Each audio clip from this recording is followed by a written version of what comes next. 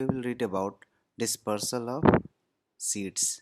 Dispersal of seeds का मतलब क्या होता है कि जब एक सीड का किसी एक पौधे की सीड का ट्रांसफ़र होता है from one place to another place with the help of air, water, animals, bird, human beings, ठीक है, उसको क्या बोलते हैं हम? Dispersal of seeds. अब इसका मतलब हेल्प क्या होता है? मतलब with the help of scattering of seeds क्या होता है कि कोई भी प्लांट अगर एक पर्टिकुलर एरिया में है, ठीक है, वहाँ से किसी और भी जगह जब वो सीड ट्रांसफ़र होता है तो किसी और प्लेसेस पे वो same kind of plants growth कर सकते हैं, ठीक है। So what is dispersal of seeds? The scattering of seeds to different places away from the mother plant is called dispersal of seeds. तो कोई एक मेन प्लांट है, ठीक है, डेट इज़ मदर प्लांट, और उनके जो सीड्स हैं अगर किसी दूसरे प्लेसेस पे ट्रांसफर्स होते हैं और वहाँ उनका ग्रोथ होता है, ठीक है, that is called dispersal of seeds. Dispersal agents like air, water, animals, birds, human beings and explosions help in the dispersal of seeds, ठीक है। तो ये सब फैक्टर्स, ये सब एजेंट्स हैं जिनके हेल्प से जो सीड है किसी एक प्लांट का वो ट्रांसफ़र होता है किसी और प्लेसेस पे। Dispersal helps the seeds to reach the suitable places where they get enough air, water and warmth needed for their germination। अब जब किसी सुटेबल प्लेस पे पहुंचता है कोई सीड तो वहाँ उसे क्या मिलता है? प्रॉपर एयर, वाटर और टेम्परेचर मिलता है, जिससे वो क्या करता है? ग्रोथ करता है और जर्मिनेट करता है। It prevents the over crowding of seeds near the mother plant. और इससे एक और हेल्प ये मिलता है कि जो मेन प्लांट है, ठीक है, उसके आसपास जो सीड्स हैं वो ज़्यादा इकट्ठा नहीं होते हैं, ज़्यादा प्लांट ग्रो नहीं करते हैं, और इनसे क्या होता है कि जो शेयरिंग होता है वो ज़्यादा नहीं होता है न्यूट्रिएंट्स का, ठीक है। और जो एक सीड्स किसी और प्लेस पे ग्रो करता है उसे प्रॉपर न्यूट्रिएंट्स मिलता है, सनलाइट मिलता है, वाटर मिलता है, ठीक है। नाउ एजेंट्स ऑफ डिस्पर्सल, कौन कौन से फैक्टर्स हैं जिनके माध्यम से, जिनके हेल्प से जो सीड्स है वो ट्रांसफ़र होता है from one place to another places. The first factor is about wind. The wind means हवा की मदद से ट्रांसफ़र होता है seeds from one place to another place. जो सीड्स बहुत लाइट वेट होते हैं, बहुत हल्का होते हैं, वो सीड्स ट्रांसफ़र होते हैं with the help of air. Seeds of mother cotton, maple are light in weight. They have wings and hair which help them to move away to far off places with wind। तो कुछ seeds ऐसे होते हैं जिनका wait बहुत light होता है, जैसे देखो आप मदार सीड्स को देखो कितने लाइट होते हैं, ये देखो आप कॉटन सीड्स को, ठीक है, मैपल सीड्स को, wings like structure, they can easily transfer with the help of air। Second agent is water. With the help of water, coconuts are hollow from inside with a fibrous covering. This makes them float in water। The lotus has a spongy part which enables it to float in water। तो जो coconut होता है from inside क्या होता है? Hollow होता है इसका, और जो लोटस होता है वह स्पंजी शेप होता है। तो क्या होता है कि जब ये चीज़ वाटर पे आते हैं, वाटर के सरफेस पे आते हैं, so they can float and they can transfer in the running water, that is they can go from one place to another places in running water, am I right? So the second stage was water। now coming to the third stage, that is animals। जब animals क्या होते हैं किसी one place से दूसरे place पे गुजरते हैं, जाते हैं, तो कुछ सीड्स ऐसे होते हैं जो उनके शरीर में क्या होते हैं? चिपक जाते हैं, स्टिक कर जाते हैं, और they can transfer. Animals and human beings eat fruits and throw their seeds here and there. कुछ एनिमल्स क्या होते हैं या ह्यूमन बींग कुछ फ्रूट्स के सीड को खाते हैं और किसी दूसरे प्लेस से मान लो थ्रो कर दिए, तो वहाँ भी वो सीड्स जर्मिनेट करता है और एक न्यू प्लांट के रूप में ग्रो करता है। So animals and human being eat fruits and throw their seeds here and there. Some seeds stick to the bodies of animals as they have hooks, thorns और स्टिफ हेयर। तो कुछ seeds ऐसे होते हैं जिनका ऐसा स्ट्रक्चर होता है, ठीक है। अब ये क्या होते हैं? स्टिक कर जाते हैं surface of the body, surface of the animals, और ट्रांसफ़र होते हैं from one place to another place. In this way they reach far off places with the help of animals. Example xanthium and cocklebur ये जो दो plants ऐसे हैं जिनका जो सीड्स है वो ट्रांसफर होता है from one place to another place, ठीक है, by sticking to the body of animals. Birds swallow some seeds and these seeds are parts out in their droppings. कुछ बर्ड्स होते हैं जो क्या करते हैं, सीड्स को निकल जाते हैं, ठीक है, और जब वो बाहर कहीं छोड़ते हैं, ड्रॉप करते हैं, तो वहाँ पर वो ग्रो करता है न्यू प्लांट्स। ये दो प्लांट्स हैं जिनके सीड्स क्या हैं, देखो थ्रोन्स लाइक स्ट्रक्चर है, ठीक है, ये स्टिक कर जाते हैं किसी बॉडी सर्फेसेस पे। Now coming to explosion. कुछ फ्रूट्स ऐसे होते हैं जब वो, देखो जैसे पी है, ठीक है, जब ये ड्राई कंडीशन में आता है तो ये बस्ट कर जाता है। बस्ट करने के कारण क्या होता है, जो इतने जितने भी इनके सीड्स होते हैं वो क्या होते हैं, स्कैटर कर जाते हैं।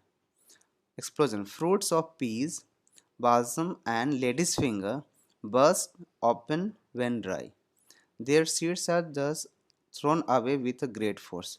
अब क्या होता है, कुछ सीड्स ऐसे होते हैं, ठीक है, जब वो ड्राई कंडीशन में आते हैं तो स्कैटर कर जाते हैं और न्यू प्लांट ग्रो करता है किसी दूसरे प्लेसेस पे। Dispersal in peas is caused by explosion. तो जो डिस्पर्सल होता है पीज में, मटर में, वो ड्यू टू द एक्सप्लोजन होता है। From sports. तो जैसे मैंने बताया कि जैसे न्यू प्लांट ग्रो करना है तो प्रोसेस क्या क्या है, first with the help of seeds, second with the help of sports and the third with the help of vegetative propagation. तो कुछ प्लांट्स ऐसे होते हैं जिनके पास सीड्स नहीं होता है। तो फर्स्ट जो हमने पढ़ा था कि जो न्यू प्लांट ग्रो करने का प्रोसेस, मेरा फर्स्ट क्या है, seeds. With the help of seeds we can grow new plants. But कुछ ऐसे प्लांट हैं जिनके पास सीड नहीं होता है, तो वो क्या करेंगे, वो क्या करेंगे कि न्यू जगह पे जब न्यू प्लांट ग्रो करना है तो they are using their spores to grow new plants. Plants like fern and mosses reproduce through spores. इनके पास देखो ये टीन लाइक स्ट्रक्चर होता है, स्मॉल स्मॉल ड्रॉपलेट्स लाइक का। इनसे, इसके हेल्प की मदद से क्या होता है, न्यू प्लांट ग्रो करता है। Plants like fern and mosses reproduce through spores. These are non flowering plants. और इनके पास कोई फ्लावर नहीं होता है, ठीक है, फ्लावर नहीं तो फ्रूट्स नहीं, फ्रूट्स नहीं तो फिर क्या है, सीड्स नहीं है इनके पास, ठीक है। So they use their spores to grow new plants. They do not have fruits and seeds, they produce spores which germinate under suitable condition and grow into a new plants. तो ना ही इनके पास fruits होता है, ठीक है, ना ही कोई seeds होता है। सो दे क्या करते हैं, प्रोड्यूस स्पोर्स प्रोड्यूस करते हैं, इसके हेल्प से न्यू प्लांट ग्रो करता है। मशरूम्स के केस में भी देखो कोई, इनके पास कोई फ्रूट्स नहीं है, कोई सीड्स नहीं है। Now coming to the vegetative propagation. तो ये थर्ड स्टेप है, with the help of that we can grow new plants. कुछ प्लांट्स ऐसे होते हैं कि जिनके कुछ पार्ट से न्यू प्लांट ग्रो करते हैं, ठीक है, एनी बॉडी पार्ट आप किसी भी प्लांट का यूज कर लो, उससे वो न्यू प्लांट में कन्वर्ट हो जाता है। फॉर एग्जाम्पल चलो यहाँ समझते हैं।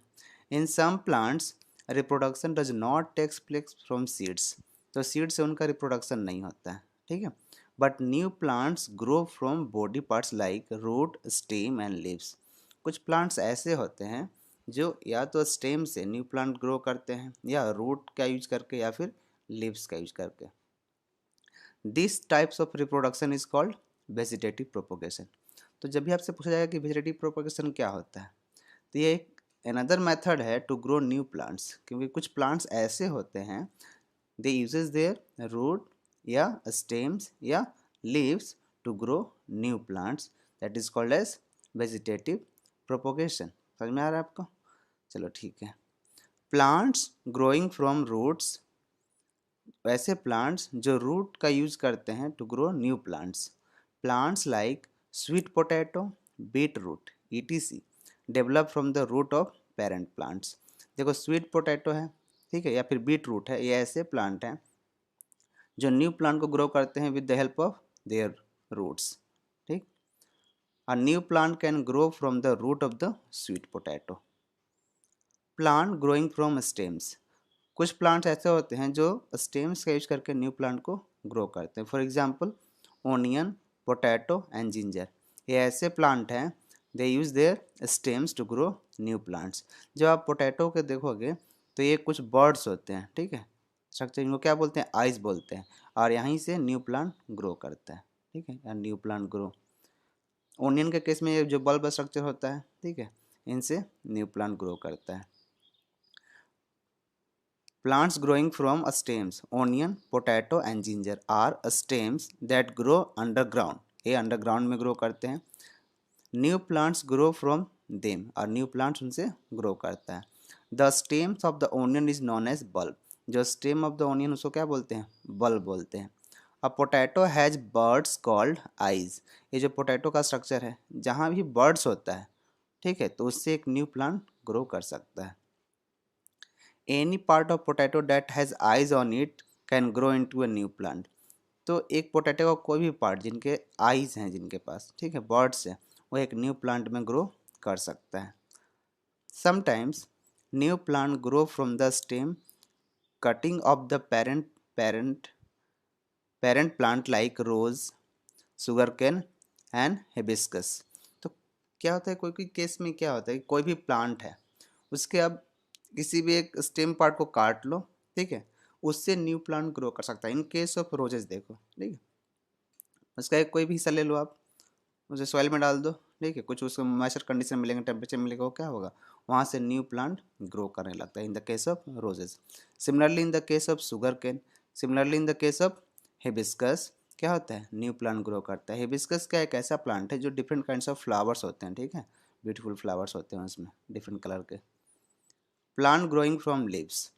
अब ये देखो इंटरेस्टिंग है कि कुछ प्लांट ऐसे मतलब ऐसे होते हैं जो लीव्स से ही न्यू प्लांट को ग्रो करवाते हैं, ठीक है. Plants like Bryophyllum reproduce through leaves of the parent plant. ये ब्रायोफाइलम है, इनके लीव्स जो हैं, लीव्स से ही न्यू प्लांट ग्रो करते हैं. सो एग्जांपल में क्या है, Bryophyllum. Plants like Bryophyllum reproduce through leaves of the parent plant. आप इसे डिफाइन कैसे करोगे, any plant which can reproduce new plants through their leaves, that is called as plants growing from leaves. Now crop, fruits and vegetables. अब हमने ये पढ़ लिया कि रिप्रोडक्शन कैसे होता है, ठीक है, सीड से हो रहा है या फिर पोर्स से हो रहा है या फिर किसी भी अपने उसके पार्ट से हो रहा है, दैट इज़ वेजिटेटिव प्रोपोगेशन हो रहा है. Now coming to crops, fruits and vegetables. Crops का मतलब क्या होता है कि किसी एक जगह पे, ठीक है, लार्ज स्केल में जब सेम काइंड ऑफ प्लांट को हम ग्रो करते हैं उसको क्या बोलते हैं, क्रॉप्स बोलते हैं. Fruits and similarly the vegetables. We eat different kinds of crops, fruits and vegetables. They all need different types of soil, temperature and water for their proper growth. अब क्या होता है कि किसी भी एरिया में कोई क्रॉप ग्रोथ कर रहा है, ठीक है, तो वो किस किस फैक्टर पे डिपेंड करता है, ये डिपेंड करता है कि उस एरिया में टेम्परेचर कैसा है, सीजन कैसा है, ठीक है, वहाँ का सॉइल कैसा है, अवेलेबिलिटी ऑफ टेम्परेचर कैसा है, वाटर अवेलेबिलिटी कैसा है. तो ये सारे फैक्टर्स पे डिपेंड करता है, ठीक है, आप वहाँ किस टाइप पर प्लांट ग्रो करेगा. In India farmers grow two types of crops. जो हम इंडिया का केस कंसिडर करते हैं तो mainly two types of crop होता है यहाँ पर, ठीक है, एक होता है रबी क्रॉप्स और एक होता है खरीफ क्रॉप्स. टू टाइप्स का आपको स्ट्रक्चर याद रखना है, रबी क्रॉप्स एंड खरीफ क्रॉप्स. तो रबी क्रॉप्स का मतलब होता है कि वैसे क्रॉप्स जो विंटर सीजन में लिए जाते हैं, जो विंटर सीजन में ग्रो किए जाते हैं, उनको क्या किया जाता है, क्या बोलते हैं हम, rabi crops. Crops grown in winter are called as rabi crops. For example wheat and gram. कुछ ऐसे क्रॉप्स जो विंटर सीजन में ग्रो किया, तो क्या बोलते हैं हम, रबी क्रॉप्स. और वैसे क्रॉप्स जो समर सीजन में ग्रो किए जाते हैं वो क्या बोलते हैं हम, खरीफ क्रॉप्स. देखो खरीफ, KHARIF, खा है, यहाँ एस है तो खास करके आप याद कर लेना. Kharif crop means crop grown in summer are called kharif crops. Example rice, maize, jowar and बाजरा, ठीक है. सो आपको याद क्या करना है, two types, that is rabi crops and kharif crops. Now coming to different plants require different kinds of soil to grow. सही है, कोई भी प्लांट ग्रो करता है तो उनके डिफरेंट डिफरेंट कंडीशंस होते हैं कि टेम्परेचर कैसा है, ठीक है, वाटर का अवेलेबिलिटी कैसा है, वहाँ का सॉइल कैसा है. तो एक मेन फैक्टर क्या है कि सॉइल कैसा है. For example rice and jute जो होता है, ये जो क्रॉप है मेनली क्लेई सॉइल में ग्रो करता है. और ये कौन से स्टेट में लार्ज स्केल में मतलब ग्रो किए जाते हैं, वेस्ट बंगाल एंड उड़ीसा एंड केरला. तो एक ऐसे स्टेट में ज़्यादा मात्रा में ये जो फसल है वो उपजाए जाते हैं, वेस्ट बंगाल, उड़ीसा एंड केरला, ठीक है. वीट क्या है, लोमी सॉइल में उगते हैं, मेनली कौन सा स्टेट है जहाँ पर ग्रो होता है इनका? पंजाब, हरियाणा, उत्तर प्रदेश, सारे स्टेट्स में होते हैं। बट ये जो स्टेट्स हैं इनमें लार्ज स्केल में इन क्रॉप्स का, ठीक है, प्रोडक्शन होता है। कॉटन ब्लैक सॉइल को यूज़ करते हैं महाराष्ट्र, गुजरात, मध्य प्रदेश, ठीक है। ज्वार बाजरा सैंडी सॉइल का यूज़ करते हैं, कहाँ पर? उत्तर प्रदेश, राजस्थान स्टेट्स में ज़्यादा ग्रो किए जाते हैं। टी जो है माउंटेन सॉइल में यूज किए जाते हैं, और मेनली कौन से स्टेट में? असम, तमिलनाडु एंड कर्नाटका। समझ में आ रहा है आपको? अब नेक्स्ट पढ़ते हैं। Apart from crops fruit and vegetables are also grown in our country. तो एक तो अलग बात है कि क्रॉप्स होते हैं, ठीक है, डिफरेंट डिफरेंट स्टेट्स में डिफरेंट काइंड ऑफ क्रॉप्स होते हैं, बट फ्रूट्स और वेजिटेबल्स भी ग्रो किए जाते हैं हमारे कंट्री में, ठीक है। Vegetables like brinjal, ladies finger, gourds are known grown in summer. तो समर सीजन में कौन कौन से वेजिटेबल्स होते हैं? देखो, first brinjal, ladies finger and gourds, ये ऐसे वेजिटेबल्स हैं जो मेनली समर सीजन में ग्रो किए जाते हैं। Vegetables like radish, cabbage and cauliflower are grown in winter. और कुछ ऐसे वेजिटेबल्स हैं जैसे रेडिश, कैबेज एंड कॉलीफ्लावर है जो विंटर सीजन में ग्रो किए जाते हैं। ये fruits and this vegetables. Himachal Pradesh is known as the apple state of India. Himachal Pradesh को क्या क्या बोला जाता है? एप्पल स्टेट ऑफ इंडिया बोला जाता है। क्यों? क्योंकि एक ऐसा स्टेट है जहाँ एप्पल का ग्रो बहुत ज़्यादा होता है, that is Himachal Pradesh, that is Apple state of India. It is famous for its high quality apples. तो एक ऐसा स्टेट है जिसमें हाई क्वालिटी, अच्छे क्वालिटी का एप्पल मिलता है। Nagpur is famous for oranges. तो कुछ ऐसे स्टेट हैं, देखो, नागपुर जो है ऑरेंज के लिए फेमस है। Kerala is known as the land of coconuts. Kerala क्या के लिए फेमस है? कोकोनट्स के लिए फेमस है। Maharashtra is non for its Alphonso mangoes. Maharashtra क्या के लिए फेमस है? मैंगोज के लिए फेमस है। तो आपको 3 स्टेट्स इन जनरल याद रखना है कि जो एप्पल के लिए स्टेट फेमस है वो कौन सा है? हिमाचल प्रदेश। एंड जो ऑरेंज के लिए फेमस है वो कौन सा स्टेट है? नागपुर। जो कोकोनट के लिए कौन सा फेमस है? केरला। एंड मैंगोज के लिए महाराष्ट्र। ठीक है।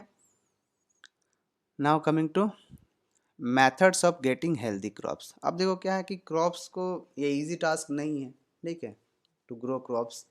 इनका मेंटेनेंस बहुत जरूरी होता है। किस टाइप्स के सॉइल को आप मेंटेन कर रहे हो, ठीक है, कैसा क्रॉप है, ह्यूमिडिटी मेंटेन है या नहीं, टेम्परेचर मेंटेन है या नहीं, वाटर कैपेबिलिटी सही है या नहीं, ठीक है, और आप इसको कौन कौन से मेथड से सही ढंग से न्यू क्रॉप्स को मतलब मेंटेन कर सकते हो आप। सो method of getting healthy crops. First क्या है? Soil should be prepared well. ठीक, जो सॉयल का प्रिपरेशन है, फर्स्ट स्टेप जो है वो सही होना चाहिए बिल्कुल। Healthy seeds should be used. और जो आप न्यू प्लांट्स को ग्रो करने के लिए सीड्स का जो यूज करोगे वो क्या होना चाहिए? हेल्दी होने चाहिए, डैमेज नहीं होने चाहिए। Manure and fertiliser should be added. और क्या होना चाहिए? उनके प्रॉपर ग्रोथ के लिए, ठीक है, न्यूट्रिएंट्स के लिए मैन्योर एंड फर्टिलाइजर का यूज़ होना चाहिए। Soil should be irrigated at the proper time. और इनका इरिगेशन होना चाहिए रेगुलर इंटरवल पे। इन पे क्या होना चाहिए? पानी इनको मिलना चाहिए ताकि इनका प्रॉपर ग्रोथ हो सके। Now the question is what is manure और व्हाट इज फर्टिलाइजर्स। मैन्योर क्या है? एक नेचुरली अवेलेबल है। क्यों? क्योंकि डिकम्पोज करते हैं किसी भी, जैसे मान लो आपके पास कुछ क्रॉप्स हैं या लीव्स हैं या प्लांट्स हैं, ठीक है, उनके जब डिकम्पोज किया जाता है उनसे जो नीच बनता है वो सब्सटेंस को क्या बोलते हैं? मैन्योर। ये फर्टिलाइजर्स क्या है? एक केमिकली अवेलेबल सब्सटेंस है, ठीक है, ये इनऑर्गेनिक इनको बोला जाता है केमिकल। ये क्या होते हैं? केमिकल्स हैं, ये फैक्ट्रीज में बनते हैं और इनका डायरेक्टली यूज किया जाता है, ठीक है, for to provide nutrition to the plants. Soil should be irrigated at the proper time. इनका प्रॉपर टाइम पे क्या होना चाहिए? रेगुलर इंटरवल पे इरिगेशन होना चाहिए, प्रॉपर अमाउंट ऑफ वाटर मिलना चाहिए इनके प्रॉपर ग्रोथ के लिए। Now coming to protection of crops. अब क्या होना चाहिए? देखो, जो भी कहीं फील्ड में, ठीक है, क्रॉप्स हैं उनको प्रॉपर प्रोटेक्शन चाहिए, नहीं तो ये क्या हो जाएंगे? डैमेज हो सकते हैं इंसेक्ट्स के द्वारा, पेस्ट्स के द्वारा, या फिर एनिमल्स के द्वारा। समझ में आ रहा है? तो fencing should be done to protect crops from grazing animals. अब जो चारों तरफ बाउंड्री है उसको क्या करना? घेरा लगाना चाहिए ताकि कोई भी बाहर से एनिमल्स आकर उस पर उसको डैमेज ना करे। Fungicides and weedicides should be use to protect crops from fungus and weeds. और फंगस और वीड्स से बचाने के लिए क्या होना चाहिए? केमिकल्स यूज करना चाहिए, फंगिसाइड्स एंड वेडिसाइड्स। अब देखो जैसे कोई भी प्लांट है, उनके जो फ्रूट्स आते हैं, ठीक है, उससे फंगस लगने का खतरा बढ़ जाता है। ठीक, क्यों? क्योंकि मॉइस्चर जो कंडीशन होता है, टेम्परेचर होता है, उसके कारण। तो उस चीज़ से बचने के लिए, फंगस से बचने के लिए क्या यूज करते हैं? फंगीसाइड्स। वेडिसाइड्स क्या होता है? जो हम प्लांट ग्रो कर रहे हैं उसके अलावा कुछ और भी प्लांट्स जो है, ठीक है, अनडिजायर्ड प्लांट्स जो ग्रो कर रहे हैं साथ में, उनसे कारण क्या होता है, इनके बीच में शेयरिंग हो जाता है न्यूट्रिएंट्स का, और वो प्लांट को प्रॉपर ग्रो नहीं करने देते हैं, ठीक है, जो अनडिजायरेबल प्लांट्स हैं। तो वेडिसाइड्स क्या होता है कि ऐसा केमिकल जिसके यूज से जो एक्स्ट्रा प्लांट्स हैं, अनडिजायरेबल प्लांट्स हैं, जो मुझे ज़रूरत नहीं थी, वो क्रॉप्स नहीं है, उनको क्या करते हैं? उनको ख़त्म करते हैं। So we use fungicides and weedicides. Insecticides and pesticides should be used to protect crops from insects and pests. तो इंसेक्टिसाइड्स क्या के लिए यूज होता है? इंसेक्ट्स के लिए, एंड पेस्टिसाइड्स फॉर पेस्ट, ठीक है। तो इन दो केमिकल से क्या करते हैं हम? इंसेक्ट्स और पेस्ट से बचाते हैं अपने क्रॉप्स को। समझ में आ रहा है आपको? Now coming to storage of crops. तो फर्स्ट हमने क्या पढ़ा कि प्रोडक्शन ऑफ क्रॉप्स, उसके बाद मेंटेनेंस ऑफ क्रॉप्स। जब आप मेंटेनेंस कर लिए न्यू प्लांट, जब प्लांट्स जो है मैच्योर्ड हो गए, ग्रो हो गए बिल्कुल सही, अब आपको क्या करना है? उनका हार्वेस्टिंग मीन्स उन्हें कट करना है, and then you have to store it. So coming to the storage of crops, the harvested crops should be stored in dry, water proof and insect proof containers. अब क्या होता है कि जो भी आपने क्रॉप्स लिए, अब उनका हार्वेस्टिंग किया, उनसे सीड्स को निकाला, जो फ्रूट्स से उनको निकाला, उसके बाद उनका प्रॉपर तरीके से क्या होता है? स्टोरेज होता है। तो स्टोरेज करने से पहले क्या होता है? ड्राई किया जाता है। क्यों? क्योंकि अगर आप विदाउट ड्राई किए हुए वो स्टोर करते, उसमें मॉइस्चर होता है, तो हो सकता है कि उस पर क्या हो? इंसेक्ट्स, ठीक है, या फिर माइक्रो ऑर्गेनिज्म का इफेक्ट आ जाए और उनको डैमेज कर दे। तो उनको प्रॉपर स्टोरेज के लिए क्या करना किया जाता है? ड्राई किया जाता है, ठीक है, water proof and insect proof containers में रखा जाता है। तो ये सिलियोस जो स्ट्रक्चर है, जो सिलेंड्रिकल स्ट्रक्चर, इसको क्या बोलते हैं? सिलियोस बोलते हैं। ये सिलेंड्रिकल स्ट्रक्चर के शेप में इनको रखा जाता है, या फिर गोडाउन बनाकर उसमें रखा जाता है। दो कंडीशंस हैं, ठीक है। Fruits and vegetables should be packed in cardboard boxes with insect killing medicines. और फ्रूट्स को या वेजिटेबल्स को क्या में पैक किया जाता है? कार्डबोर्ड बॉक्सेस में, और उसमें इंसेक्ट किलिंग मेडिसिन्स के द्वारा, ठीक है, उन्हें प्रोटेक्शन दिया जाता है। तो ये था स्टोरेज ऑफ क्रॉप्स के बारे में, ठीक है। Now we have to go through the remember things, that is what we have studied. The proper giving birth to young ones by living things of their own kind is called as reproduction. जैसे ये क्या है? Reproduction का definition है कि किसी young ones को birth देना, ठीक है, ऑफ देयर ऑन काइंड, उसको क्या बोलते हैं हम? रिप्रोडक्शन। देखो प्रोडक्शन, री री मीन्स दोबारा, दोबारा हम नहीं कर सकते, सेम नहीं हो रहा है, बट सेम काइंड कर रहे हैं, that is called reproduction, to produce young one of the same kind. Seeds germinate to grow in to a plant. जो सीड्स होते हैं उनसे क्या होता है? जर्मिनेट करके न्यू प्लांट बनाते हैं। The development of a seed in to a seedling is called germination. The scattering of seeds to different places with the help of wind, water and animals, it is called dispersal of seeds. तो क्या होता है? Transfer from one place to another places. The development of new plant from a stem or leaf is called vegetative propagation. The new plant जब grow करता है with the help of their body parts, ठीक है, जैसे stems का use कर लिया, या फिर लीफ का यूज कर लिया, या फिर रूट्स का यूज कर लिया। जब लीफ का यूज करता है, या फिर स्टेम्स का यूज करता है, या फिर रूट का यूज, क्या बोलते हैं हम? Vegetative propagation. Good quality seeds, manure and irrigation help to get crops. तो गुड क्वालिटी का सीड्स यूज करो, मैन्योर या फिर irrigation, help to get good crops. Harvested crops should be dried and stored in air tight containers. तो जो भी आपने harvest किया है, जो क्रॉप्स का प्रोडक्शन किया था, आफ्टर हार्वेस्टिंग आपको स्टोर करना है एक ऐसे कंटेनर में जो एयर टाइट हो, ठीक है, और उसमें से मॉइस्चर हटा होना चाहिए। इसके लिए क्या करोगे? आप ड्राई करोगे उस चीज़ को और सही ढंग से स्टोर करोगे। तो ये था आपका चैप्टर 1 कंप्लीट, ठीक है। अब हम जो नेक्स्ट वीडियो देखेंगे उसमें हम एक्सरसाइजेस के बारे में डिस्कस करेंगे कि एक्सरसाइज में क्या क्या पढ़ना है, उनका सोल्यूशन आपको प्रोवाइड करवाया जाएगा। आपको कोई भी डाउट है, किसी तरह का प्रॉब्लम है, आप मुझे कमेंट में लिख सकते हो, ठीक है। मेरे व्हाट्सएप नंबर पे आप जो भी क्वेश्चन है आप मुझे भेज सकते हो। Okay, so have a nice day. Thank you.